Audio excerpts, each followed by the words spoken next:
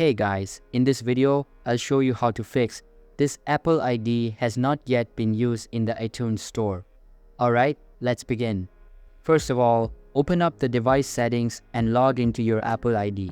After that, tap on the Apple ID banner at the top and you will be redirected to this page. Here, tap on the Media and Purchases feature and tap on the View Account button. Now, access the Country or Region tab from this page and tap on the Change button. Once done, you will be able to select your country or region. I will be selecting United States, so just select the region and the term and condition will appear. Simply tap on Agree and then fill all of the required information.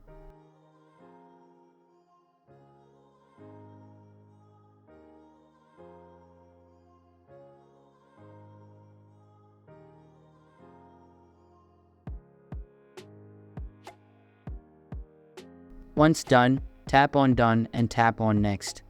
Now, wait for a few seconds and the problem will be solved. You can then open App Store and start downloading apps again. So that's basically how you can fix this Apple ID has not yet been used in the iTunes Store. And that's it for this video.